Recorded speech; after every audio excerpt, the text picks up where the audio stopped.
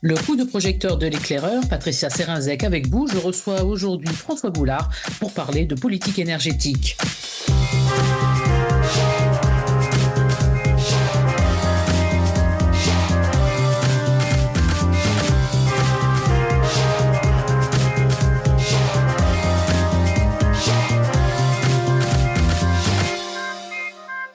François Goulard a été secrétaire d'État, puis ministre dans les gouvernements Raffarin et Villepin. Il s'est fait connaître pour ses prises de position, sans concession, même au sein de son propre parti. Il a ainsi été un opposant particulièrement virulent à Nicolas Sarkozy et comme il s'est opposé au retour de la France au commandement de l'OTAN. Aujourd'hui, François Goulard est vice-président du PNC, l'Organisation Patrimoine Nucléaire et Climat, aux côtés de l'ancien président de l'Assemblée nationale, Bernard Accoyer. Il défend, certes, la place de nucléaire dans le mix énergétique français, mais surtout milite pour qu'un minimum de bon sens et de réalisme préside aux choix politiques. Et la question devient urgente. La France n'a toujours pas formellement arrêté sa politique énergétique pour les années à venir. Cette feuille de route, c'est la PPE, la Programmation pluriannuelle de l'énergie. Mais le texte qui aurait dû être examiné par le parlementaire sera vraisemblablement adopté par décret. En attendant, il est soumis à la consultation du public. Des décisions sont prises en petit comité. C'est ainsi que la Commission de régulation de l'énergie vient de lancer une consultation sur un projet de méga appel d'offres d'éolien offshore. L'éolien offshore prend une large part dans la 3e PPE. Pourtant, les alertes se multiplient. Trop cher, trop complexe, qui nécessitera des capacités de raccordement énormes. Toutes les questions sont loin d'avoir été éludées. C'est en ce sens que le PNC, aux côtés du CEREME, a adressé une lettre à François Bayrou dans laquelle il demande à ce que cette programmation pluriannuelle de l'énergie, en tout cas cette nouvelle version, soit entièrement révisée. François Goulard, bonjour, merci d'avoir accepté notre invitation.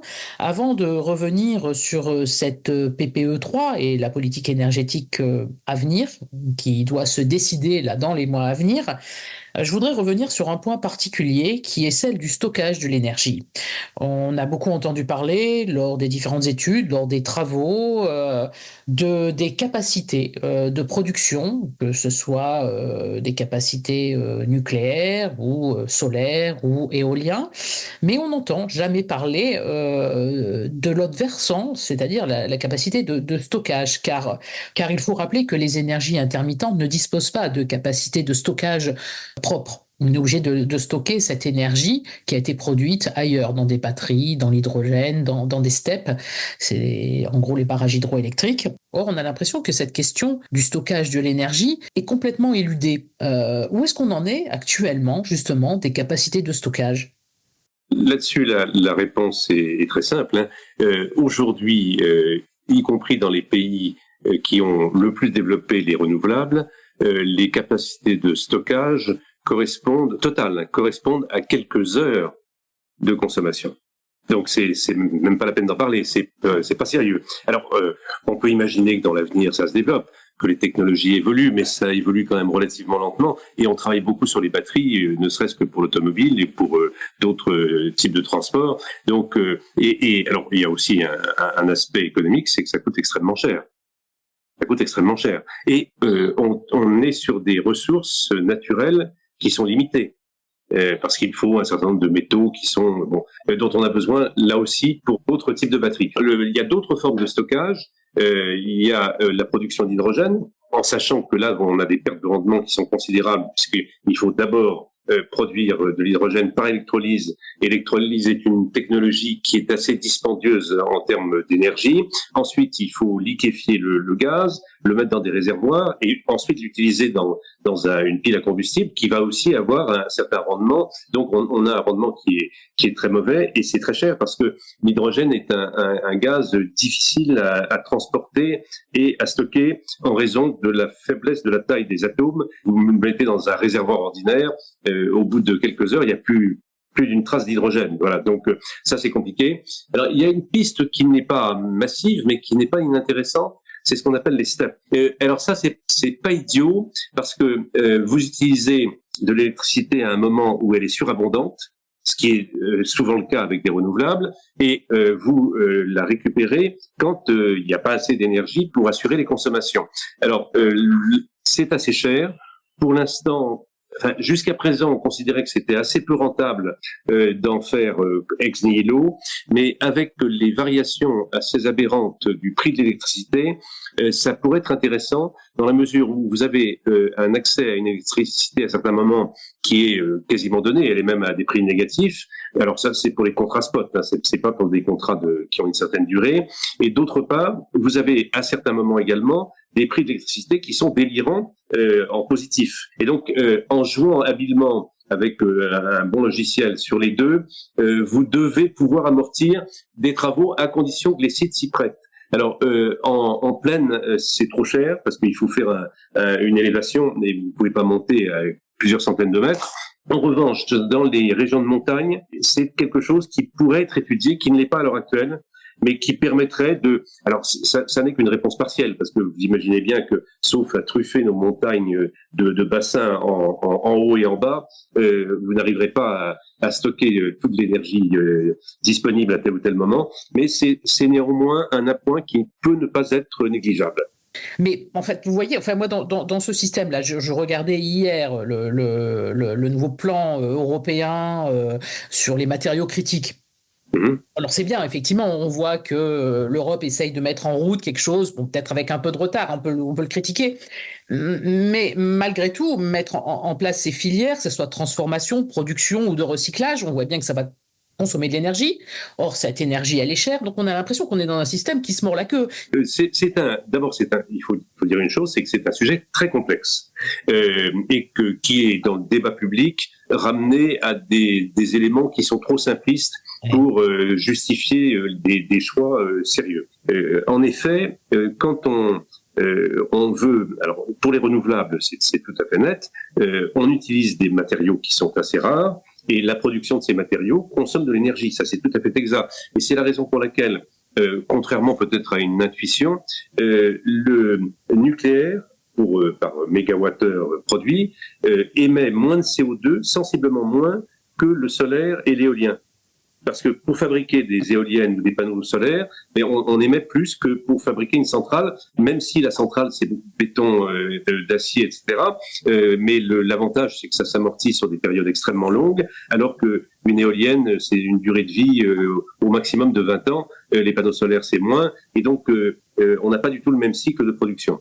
Voilà, mais tous ces aspects-là sont complexes, de la même manière que on parle toujours des renouvelables, évidemment pour la production électrique, mais il y a les 2/3 des émissions qui viennent de la consommation d'énergie, qui est imputable au transport, au logement, au chauffage, à l'industrie, à l'agriculture. Et ça, on en parle beaucoup moins. On est polarisé sur la production électrique, qui n'est qu'une partie de la production d'énergie dans un pays.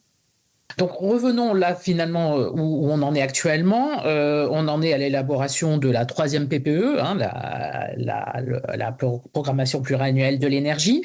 Revenons déjà sur la forme dont ça a pris, puisque visiblement cette PPE 3 va passer sous forme de décret, vous me corrigez.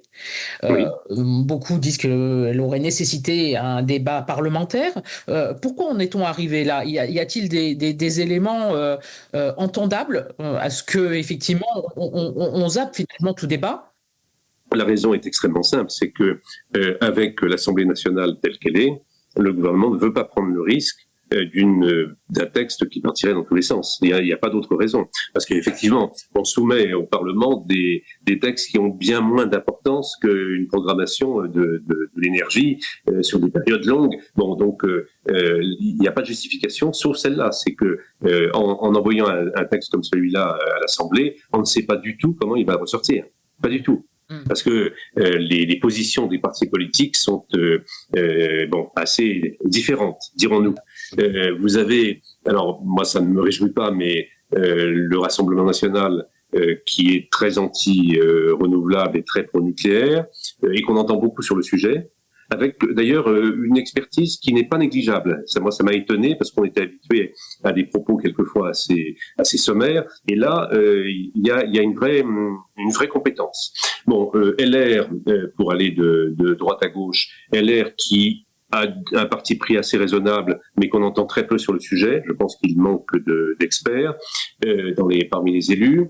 Horizon a un point de vue assez raisonnable et assez équilibré.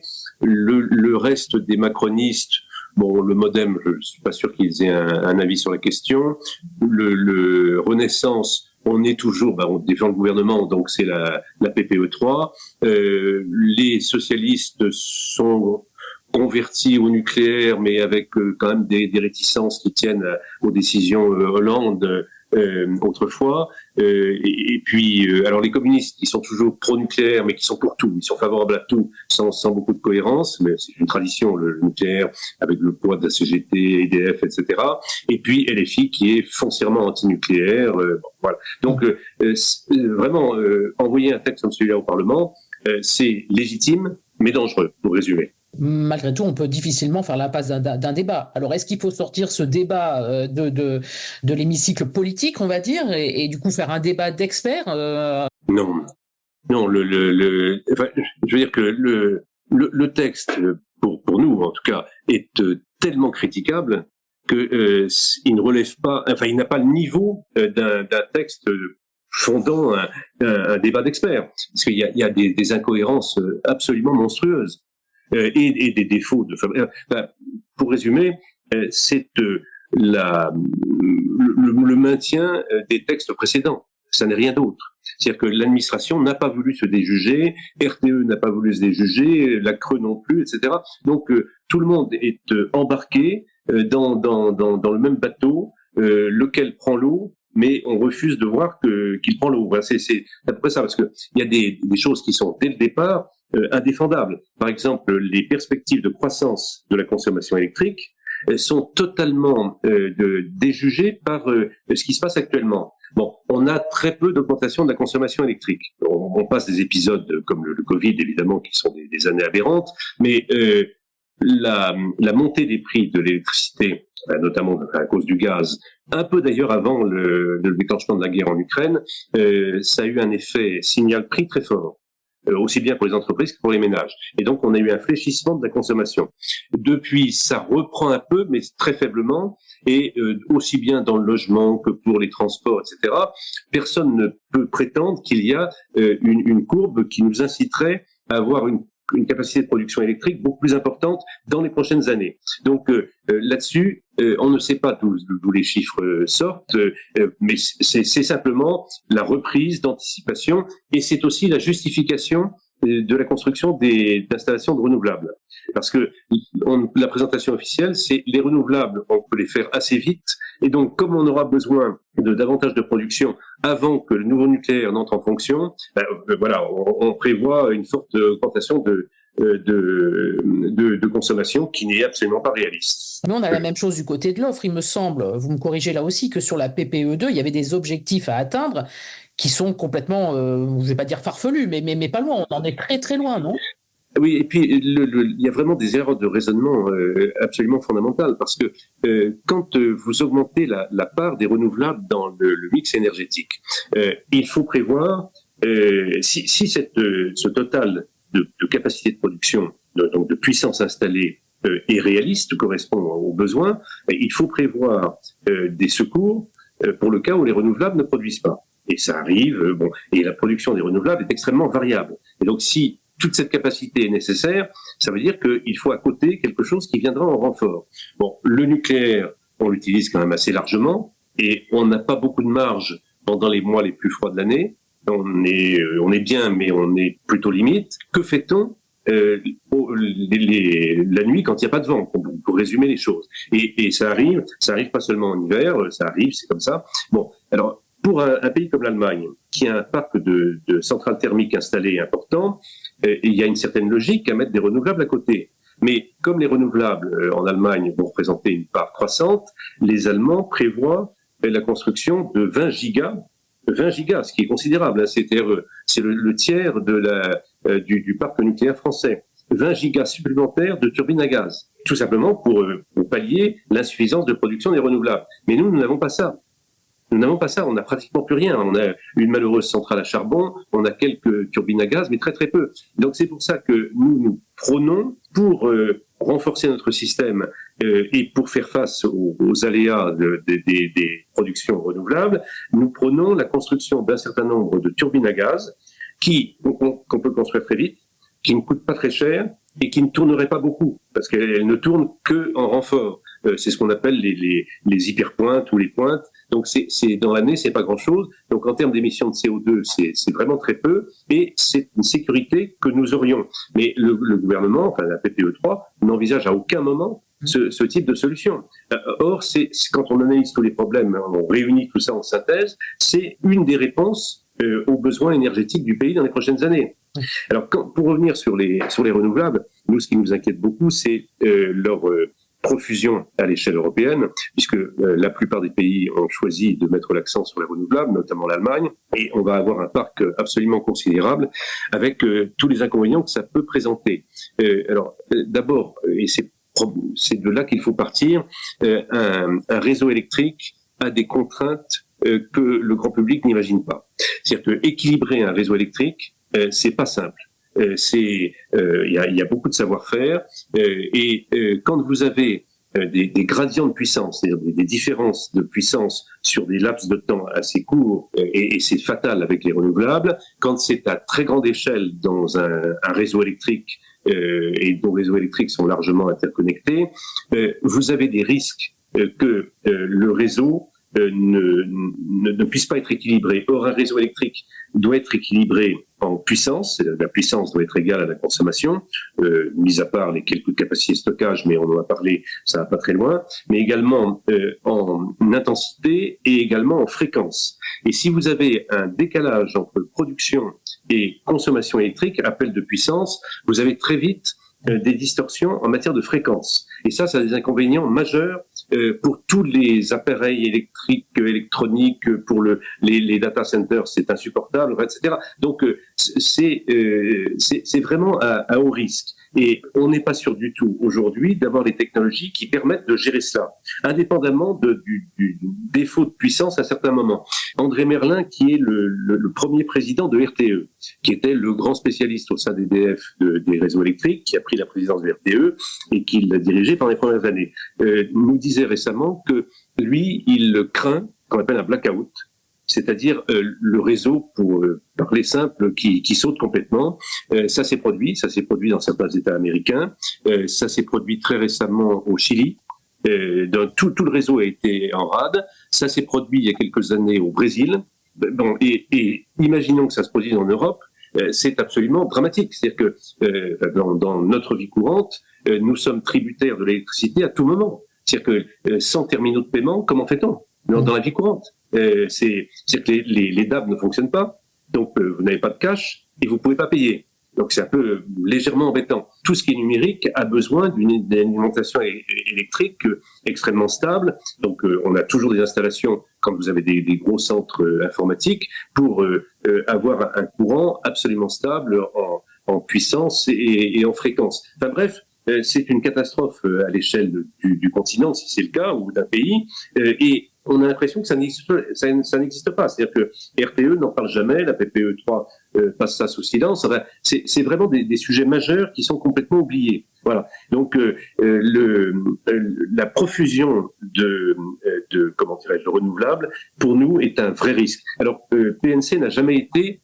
anti-renouvelable. Mettre des renouvelables quand vous avez un parc thermique installé important, alors c'est coûteux, mais c'est pas déraisonnable. Le faire comme on le fait en France, avec ce qui se passe à nos frontières, c'est très embêtant. Alors il y a aussi des inconvénients pour le réseau français, parce que on ne le sait pas généralement, mais les Allemands produisent beaucoup dans l'Allemagne du Nord, l'éolien est surtout dans le nord de l'Allemagne, et leurs centres industriels sont en Allemagne centrale et dans le sud. Et les Allemands n'ont pas réussi à créer des lignes à haute tension, parce que les populations refusent, etc., c'est un grand classique, suffisantes pour transporter l'énergie du nord vers le sud. Et qu'est-ce qu'on fait? On passe chez nous, on passe en France. Et donc on subit ces espèces de passages obligés d'électrons dans le réseau français. Alors le cheminement, c'est pas simple. Hein. Ils arrivent en France, ils descendent vers la Suisse, ils passent en Suisse et ça remonte vers le sud de l'Allemagne.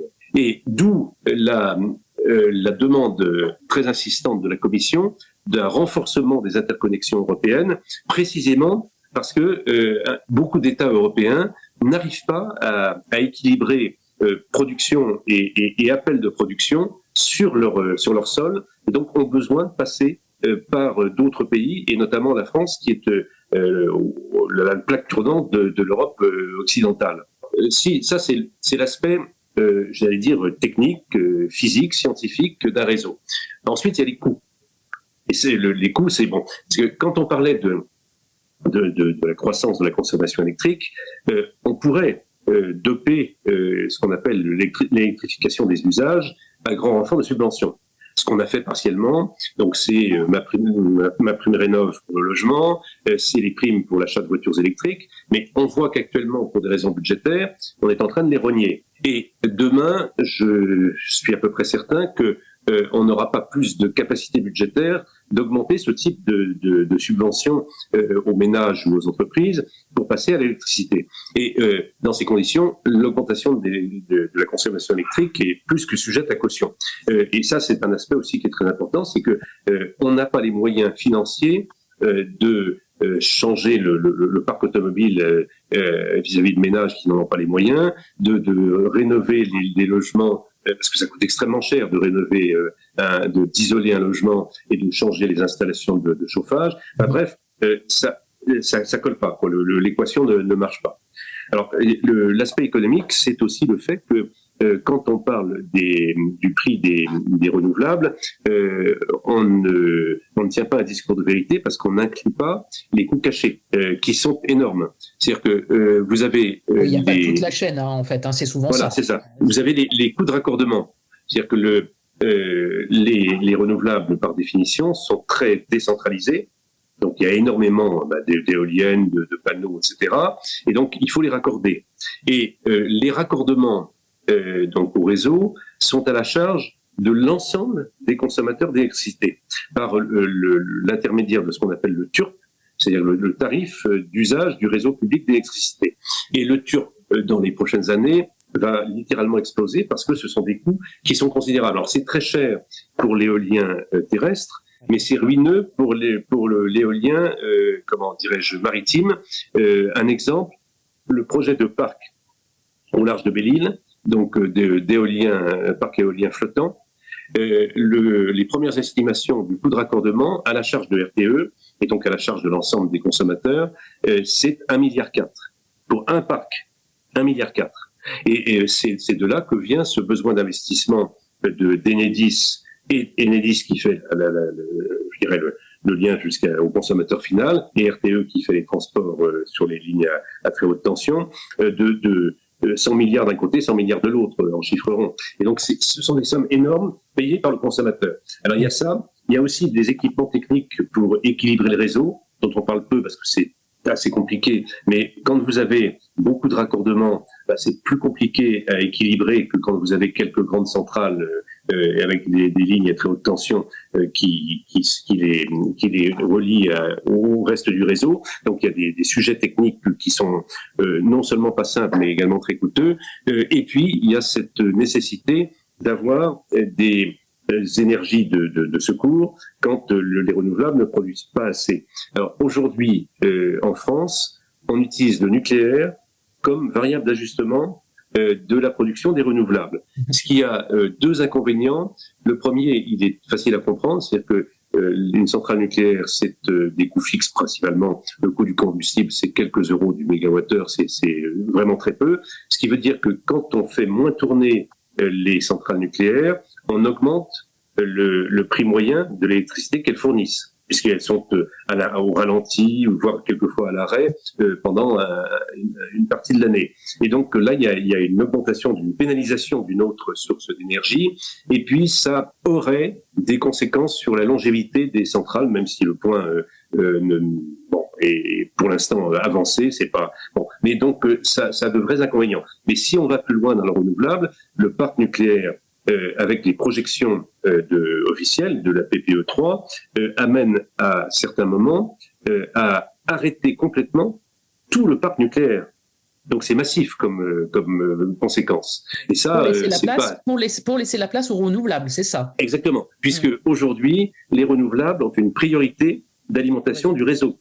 On fait d'abord appel à eux ou à elles, et donc le nucléaire passe après. Et c'est pour ça que c'est la variable d'ajustement. Mais il suffit et c'est le commissaire à l'énergie atomique qui le démontre très bien dans un schéma qu'il a réalisé, en prenant l'ensoleillement et le vent de janvier 2025 et en le projetant à l'identique sur janvier 2035, s'il prend les chiffres de la PPE3 sur la proportion de renouvelables et la proportion de nucléaire, il aboutit au fait que on produit trop d'énergie à certains moments, y compris quand le parc nucléaire est intégralement arrêté. Et ça, c'est en 2035. C'est pas loin. Ouais. Donc voilà, donc ça ne colle pas.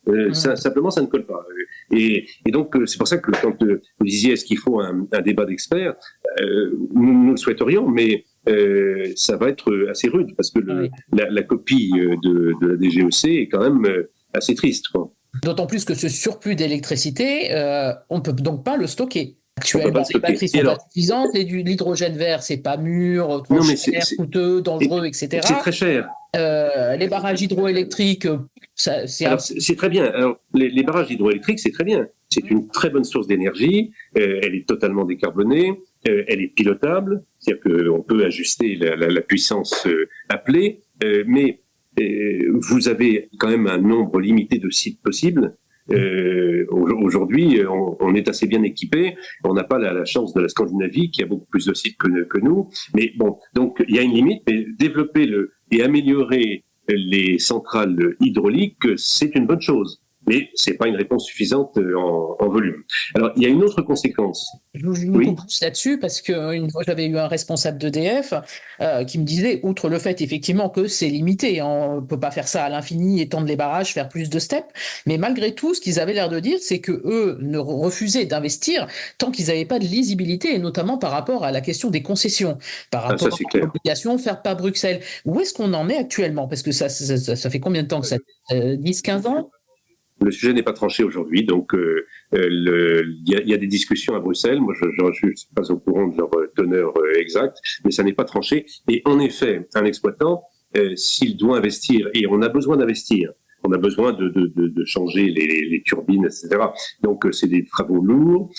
On ne peut le faire que si on a une visibilité sur la durée d'exploitation. Donc, aujourd'hui, c'est le stand-by. Donc, il faut trancher cette question. On rappelle juste que Bruxelles impose l'ouverture à la concurrence des barrages, hein, c'est ça? Oui, c'est le principe de concurrence. Alors, bon, la question est assez complexe, hein, juridiquement. Je ne suis pas assez expert en droit européen pour vous éclairer totalement là-dessus, ou même pas du tout. Mais c'est pas simple. Et donc, je ne sais pas quelle solution on fera trouver, mais en tout cas, il faut une durée d'exploitation suffisante pour qu'on puisse investir, et on a besoin d'investir. On a besoin d'investir, ça c'est incontestable. Alors, une autre conséquence, parce que j'ai évoqué les questions physiques, les questions économiques, de prix de la production électrique, et il y en a une troisième qui est économique, mais qui est bien particulière, c'est le fonctionnement du marché de l'électricité. Les renouvelables ont introduit une volatilité dans le marché de l'électricité qui est absolument affolante. C'est-à-dire qu'on a plusieurs centaines de fois dans l'année des prix négatifs de l'électricité. Bon. Et à d'autres moments, des prix délirants.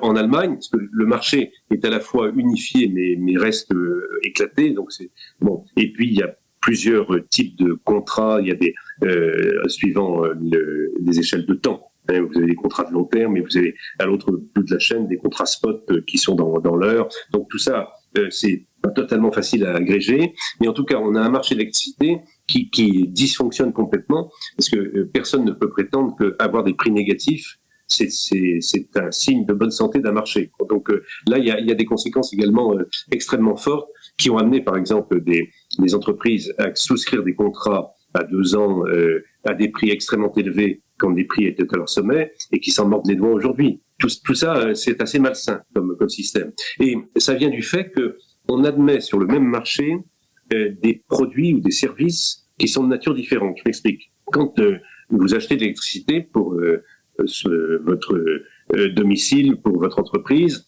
vous voulez de l'électricité tout le temps.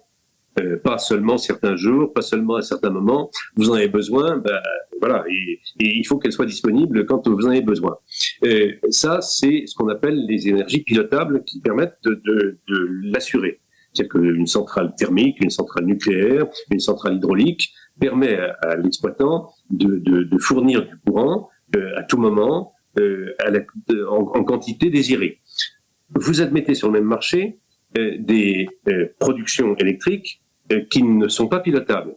C'est-à-dire que à certains moments, les renouvelables peuvent vous alimenter, et puis à d'autres, ils produisent pas. Et donc, ils peuvent pas vous alimenter. Mais c'est pas le même service. Il y avait une image de Marcel Boiteux qui disait qui est-ce qui achèterait une voiture qui marche normalement un jour, qui le lendemain ne dépasse pas le 80 et le troisième jour est en panne. Voilà, l'image est assez parlante. Donc, on a admis sur le même marché des services qui ne sont pas de même nature. Et ça, c'est une erreur fondamentale. La bonne solution serait que ne devrait être admis sur le marché de l'électricité que des acteurs qui garantissent en permanence la fourniture d'une certaine quantité de courant. On peut imaginer que un exploitant de centrales éoliennes s'allie ou construise des centrales à gaz, et comme ça, il est certain à tout moment de produire ce à quoi il s'est engagé en termes de puissance électrique. Bon, mais c'est pas le cas aujourd'hui. Ça, ce serait une réforme fondamentale du marché de l'électricité. Et comment on en est arrivé là, le fameux péché originel? Alors, oui, alors c'est une bonne question. C'est une très bonne question. Est-ce qu'il faut remonter à 2007 et l'ouverture à la concurrence? Est-ce qu'il faut parler du poids de l'Allemagne sur les institutions européennes? Quel est le jeu des Américains là-dedans? Il y a plusieurs facteurs, ça va de soi. Mais le facteur déterminant, ça a été la montée des mouvements écologistes dans les différents pays occidentaux, avec d'ailleurs des forces différentes d'un État à un autre, et des gouvernements qui dans lesquels ils étaient représentés ou non. Alors, prenons le cas de la France. Le tournant en France, c'est le gouvernement Jospin. Avec une ministre de l'Environnement qui fait parler d'elle depuis quelques jours, et qui vraiment s'est comportée en militante. Elle a le droit d'être militante, mais elle s'est vraiment comportée au sein du gouvernement en militante. Et c'est le moment où on a pris un virage qui a été pris à peu près au même moment dans tous les États européens, aussi bien en Grande-Bretagne, en Allemagne. C'est à peu près concomitant. En France, c'est l'arrêt de Superphénix, par exemple, qui a été décidé à ce moment-là. Alors ensuite, il y a eu l'option assez déterminante d'Angela Merkel, qui, après Fukushima, a décidé que l'Allemagne se retirait intégralement du nucléaire. Et pourquoi l'a-t-elle fait? Ce qui est quand même assez étonnant de la part d'une physicienne, parce qu'elle est physicienne de formation, Angela Merkel. C'est pour des raisons évidemment politiques. C'était les Verts n'étaient pas au gouvernement, mais elle a voulu couper l'herbe sous le pied des Verts en prenant une option majeure qui leur enlevait quasiment tout programme, parce que c'était quand même le cœur de leur programme. La France a suivi, j'allais dire bêtement, sous François Hollande. Là aussi pour des raisons politiques, parce qu'il fallait un accord politique avec les Verts. On a fait cette cote Mataillé qui est absurde en disant on va fermer la moitié des centrales nucléaires. Bon, il faut quand même voir ce que c'est. C'est-à-dire que on décide avec des centrales qui étaient en parfait état, de mettre à la poubelle des centaines de milliards d'euros d'investissement. C'est invraisemblable. Qu'on décide de ne plus construire de centrales nucléaires, bon, c'est pas notre option, mais ça peut se comprendre. Mais qu'on prenne la décision d'arrêter des centrales qui fonctionnent parfaitement bien. La centrale de Fessenheim, qui a été donc arrêtée au début du premier quinquennat d'Emmanuel Macron, elle avait été totalement rénovée. Donc alors vous savez, non, vous ne savez sans doute pas parce que personne ne le sait, c'est que aussi bien en Allemagne qu'en France, pour décontaminer le circuit primaire, on a utilisé des produits qui rendent à peu près impossible le redémarrage des centrales en question. Parce que le circuit primaire, il est assez imbriqué dans le cœur du réacteur. Donc le changer est impossible. Bon, on a détruit le circuit primaire en le décontaminant avec des technologies qui sont pas du tout, qui ne respectaient pas l'intégrité des métaux employés. Et donc c'est non redémarrable. Et les Allemands d'ailleurs, ils sont en pleine discussion. C'est un des points d'achoppement pour l'accord CDU-SPD. Le dernier papier que j'ai vu là-dessus, c'est que la coalition demandait une étude pour savoir à quel prix certaines centrales pourraient redémarrer. Le SPD n'en veut pas, mais le CDU serait très favorable. Mais il y a un vrai problème technique, c'est celui de la manière dont ça a été arrêté. Et donc alors Angela Merkel, qui prend cette décision, Hollande qui suit ou à peu près, et là où la France a été extrêmement mauvaise, c'est qu'elle a accepté l'Europe suive, mais intégralement, aveuglément, la politique allemande. L'Energiewende des Allemands, c'est la Bible de la Commission européenne. Tout ce qui est décidé en Europe, c'est vraiment le copier-coller de la politique allemande. C'est-à-dire que Ursula von der Leyen nomme 2 commissaires, dont une vice-présidente, qui sont en charge des questions d'énergie, qui sont tous les 2 des antinucléaires déclarés. La vice-présidente espagnole, c'est elle qui a fait prendre la décision de l'arrêt complet du nucléaire en Espagne. Et le commissaire danois, Jørgensen, était un militant acharné anti-nucléaire. Donc, c'est vraiment ça. Et alors, à chaque fois qu'il y a un sujet, la France est obligée de batailler pour obtenir des toutes petites avancées. Vous parliez de l'hydrogène vert. Bon, l'hydrogène vert, ça veut rien dire. C'est l'hydrogène produit avec de l'électricité qui n'émet pas de CO2. Bon, jusqu'à preuve du contraire, l'énergie avec l'hydraulique qui émet moins de CO2, c'est le nucléaire. Mais on a obtenu du bout des lèvres que de l'hydrogène produit avec de l'électricité nucléaire soit considéré comme vert, mais c'est pas encore totalement acquis. La taxonomie, ça a été un combat épique pour avoir une petite concession, mais très très limitative. Enfin bref, et les financements. Les financements. Alors, ce qui est très frappant, c'est que vous avez un traité international, un traité européen qui s'appelle Euratom. Bon, qui est en vigueur. Plus personne n'en parle, mais il est en vigueur. Autrefois, à l'origine, donc en 57, il y avait un secrétariat d'Euratom et qui a été fusionné avec la Commission. Donc, c'est la Commission qui est chargée d'administrer ce traité européen qui a la même valeur que les autres traités européens, que le traité de Lisbonne, etc. Et qui dit explicitement que l'Europe s'engage à aider au développement du nucléaire civil. Bon, c'est en toutes lettres, c'est un traité. Donc c'est plus important que n'importe quelle directive adoptée par le Conseil des ministres et le Parlement. Et on fait exactement le contraire. C'est qu'on essaye de freiner le développement du nucléaire, et notamment, comme Ribera, le vice-président, a déclaré récemment, que autant le financement des renouvelables et le financement des interconnexions auraient deux droits à un financement européen, pour le nucléaire, et elle a déclaré que ce serait examiné au cas par cas. Donc voilà, ça illustre parfaitement les choses, quoi. L'Allemagne a totalement converti la Commission, et la France, alors avec quelques autres, puisque vous savez, il y a maintenant le club des pays du nucléaire, c'est Agnès Pannier-Runacher qui a réussi à mettre ça sur pied, et donc on a quelques alliés, les Polonais, les Tchèques, mais c'est quand même très difficile de lutter contre ça. Et puis il y a des pays qui sont absolument radicaux. L'Allemagne, l'Autriche c'est le pire des pays dans ce contexte-là. C'est un sujet. Alors, il y en a beaucoup d'autres sur ce sujet-là. Et comment voyez-vous justement du coup la nomination de Dominique Voynet à la tête du haut comité là pour la sécurité? Elle est nommée par la présidente de l'Assemblée.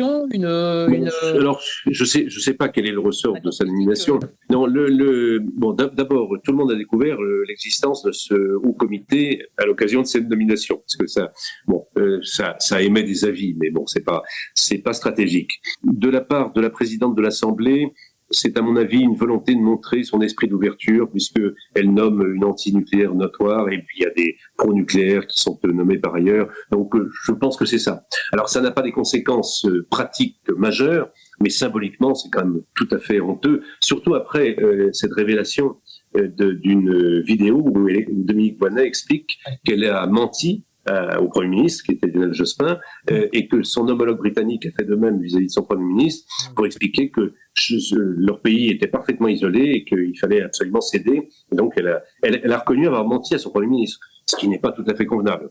C'est comme en France, c'était presque une trahison quand même. Là, ça s'appelle une trahison, d'autres termes. Bon, mais bon, donc alors, encore une fois, là, c'est conviction, mais alors, la nommer, même si c'est pas très important, c'est quand même pas le meilleur des symboles. Ouais. Mais en termes de message, c'est quand même difficile à comprendre. Hein. Dans le même sens, le débarquement de M. Raymond à la tête d'EDF, oui, bien sûr, oui. C'est pareil. Là où on a eu l'impression qu'on a eu un PDG qui a redressé EDF, qui effectivement a fait peut-être le jeu du marché. Alors, comment peut-on comprendre ce type de décision Alors, la remarque d'ensemble, c'est que l'État actionnaire ne se comporte pas toujours très bien vis-à-vis des entreprises publiques. Ça, c'est une constante. Moi, j'ai un certain âge, donc j'ai vu passer pas mal de choses. Et l'État actionnaire est un très mauvais actionnaire et il choisit souvent mal ses dirigeants. Bon,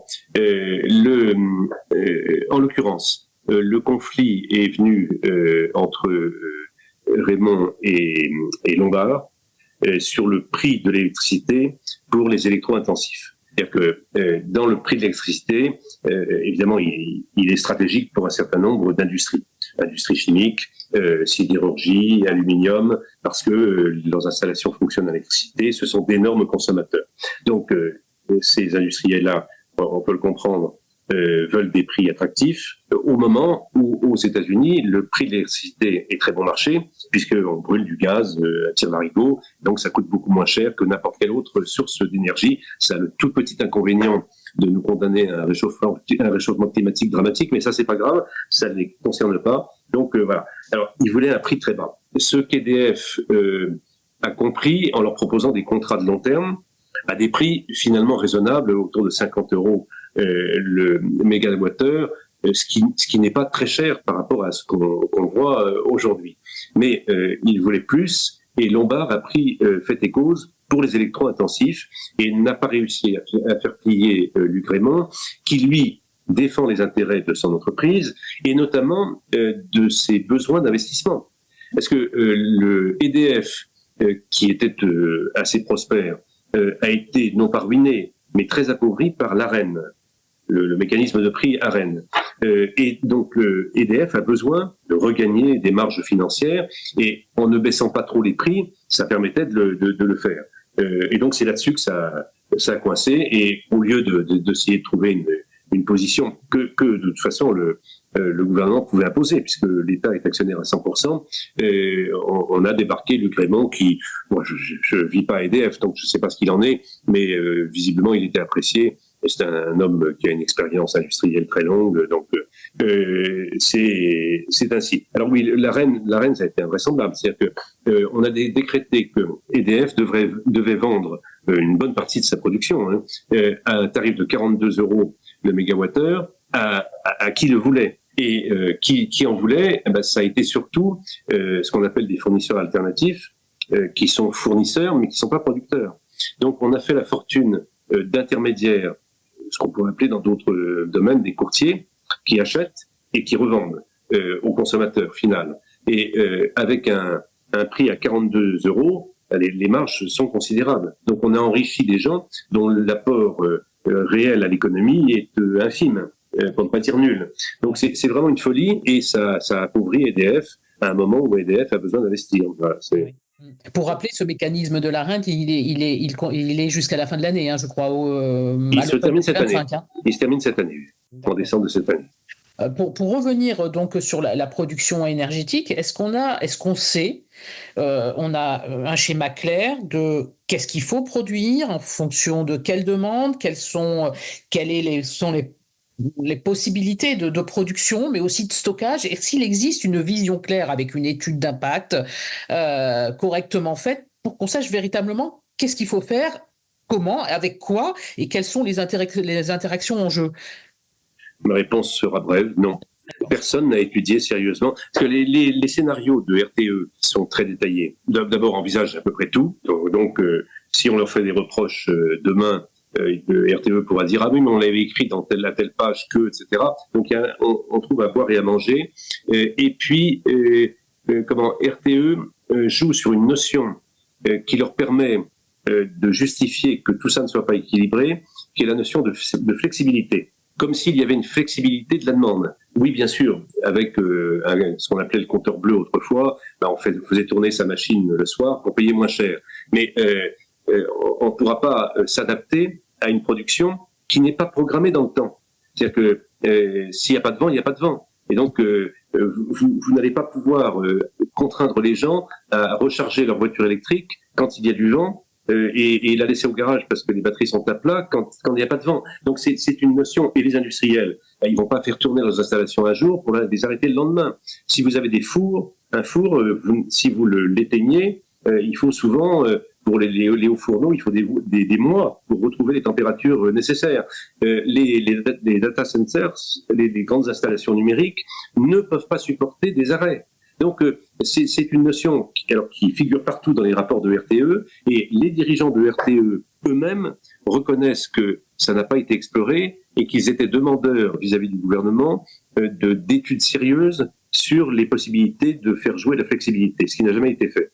Il faut partir de scénarios raisonnables de consommation, ensuite voir les avantages et les inconvénients de toutes les formes de production décarbonée, voir quel est l'optimum de ce point de vue-là. C'est-à-dire que, encore une fois, quand vous êtes en Allemagne et que vous avez des centrales thermiques, on peut admettre une part importante du parc de renouvelables. En France, c'est beaucoup moins justifié. Qu'il y en ait, qu'on stoppe les investissements et qu'on garde le parc actuel, ça nous va bien, hein, c'est absorbable, à condition de construire quelques turbines à gaz pour l'hyperpointe et la pointe. Et puis voilà, c'est des scénarios solides, raisonnables, partant des réalités physiques, économiques. Et puis il faut chiffrer tout ça. Parce que dire qu'on va dépenser 100 milliards du côté d'Enedis et 100 milliards du côté de RTE dans les 15 ans qui viennent, il faut dire clairement ce que ça aura comme conséquence sur le TURP et donc sur la facture d'électricité. Si on le dit pas, c'est malhonnête. Et c'est pas dit du tout dans la PPE3. Or, c'est fondamental pour le pouvoir d'achat des ménages, pour la compétitivité de l'économie. Enfin, et là, la position de Lombard est absurde, consistant à dire il faut d'électricité pas cher du tout pour quelques industriels qui représentent pas grand-chose en termes de main-d'œuvre employée et qui resteront d'ailleurs pas forcément en France, même si on leur fait un prix d'ami. Et puis l'ensemble de l'économie, pour qui, à des degrés divers, le coût de l'énergie a des conséquences. Et pour les ménages, ça a des conséquences évidemment sur le pouvoir d'achat. Donc c'est le très classique, la très classique erreur économique qui est en économie, il y a ce qui se voit et ce qui ne se voit pas.